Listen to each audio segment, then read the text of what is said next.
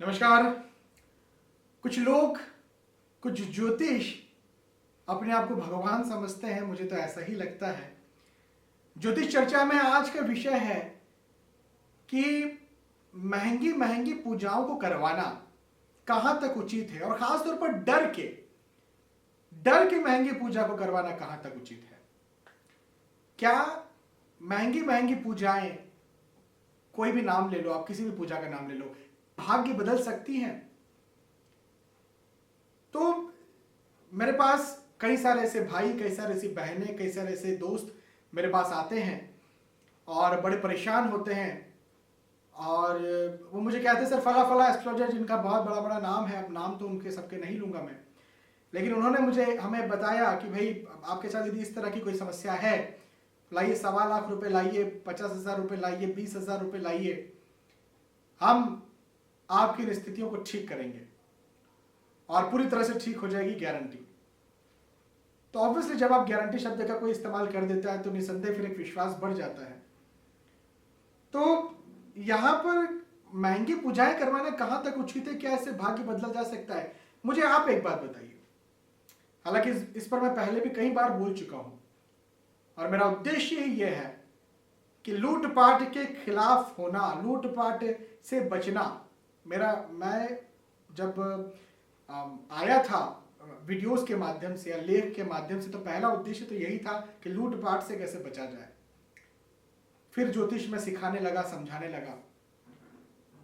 तो मेरा कहना यह है कि आप खुद बताइए कि यदि एस्ट्रोलॉजर्स आपका भाग्य बदल सकते थे तो क्या खुद का भाग्य नहीं बदल सकते? क्या एस्ट्रोलॉजर प्रधानमंत्री बन सकता है? क्या राष्ट्रपति बन सकता है? क्या फिर से वापस से वो राजा महाराजाओं के जमाने थे उसे वापस ला सकता है? बिल्कुल नहीं ला सकता। कहने का मेरा मतलब यह है कि एस्ट्रोलॉजर जो है वो आपको एक दिशा दिखाता है, आपको एक रास्ता बताता है, आपको आपका भाग्य बताता है, भाग्य समझाता है। भाग्य बदलने का काम एस्ट्रोलॉजर का नहीं है, ज्योतिष का नहीं है। भाग्य बताने का काम जरूर से एस्ट्रोलॉजर का है, ज्योतिष का है। रही बात उपायों की, तो उपायों से भी भाग्य नहीं बदलने वाले। मैं पहले भी ये बात कह चुका हूं कि बारिश हो रही है, छाता लगा लो। छाता लगाना उपाय है, बारिश को बंद कर देना भाग्य को बदलना है। बारिश को कोई बंद नहीं कर सकता।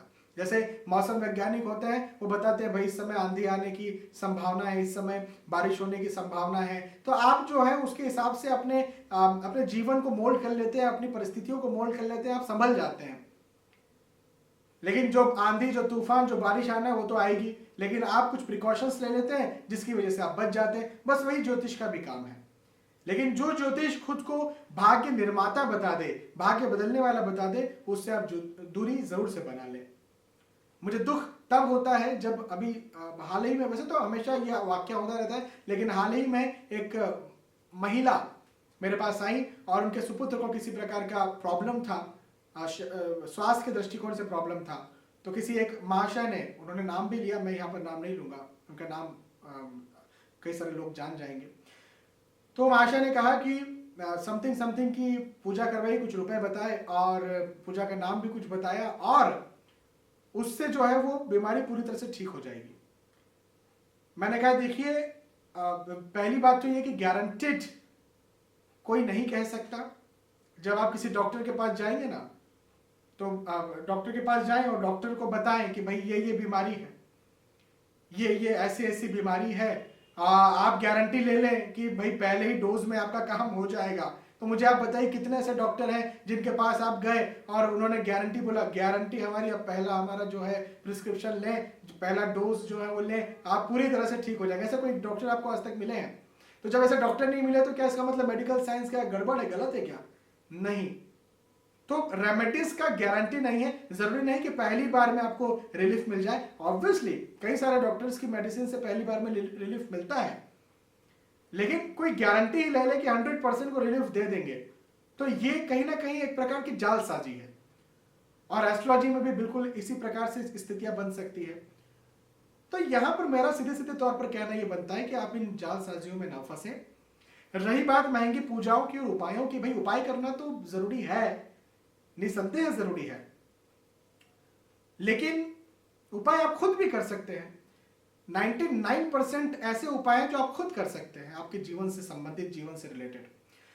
हालांकि मेरा उद्देश्य यही होता है हमेशा कि आपको उपाय बताना, आपको उपाय समझाना, आप खुद करें ऐसा बताना। और मैं कई सारे वीडियोस भी इस पर बनाए, और मेरे पास जो भी क्लाइंट्स मुझसे कंसल्टेशन लेते हैं, जो भी दोस्त, जो भी एस्ट्रोलॉजर, जो भी महिला पुरुष मुझसे कंसल्टेशन लेते हैं, कई सारे एस्ट्रोलॉजर्स भी मुझसे कंसल्टेशन लेते हैं, तो उन लोगों को भी मैं खुद उपाय करें इसके बारे में और कैसे करें इसके बारे में समझाता हूं। तो खुद उपाय करके भी 99% ऐसे उपाय जो खुद करके भी रिलीफ देखने को, फायदा देखने को मिलता है। फायदा कौन से वाला? छाते वाला, बारिश बंद होने वाला नहीं। भाग्य नहीं बदलेगा, उस प्रॉब्लम से बच जाएंगे, ये जरूर होगा। तो मेरा कहना है, आज की वीडियो बनाने का उद्देश्य ये था कि आप डर के पूजा ना करें। अब रही बात, जैसे कुछ पूजाएं होती है जो आप मन से कराते हैं, हाँ, जैसे रुद्राभिषेक करवा रहे हैं, लघु या दीर्घ रुद्राभिषेक करवा रहे हैं, सत्यनारायण जी की पूजा करवा रहे हैं, कथा करवा रहे हैं, सुंदरकांड करवा रहे हैं, अखंड रामायण करवा रहे हैं, ये आपके मन से करवाते हैं, डर करके नहीं करवाते।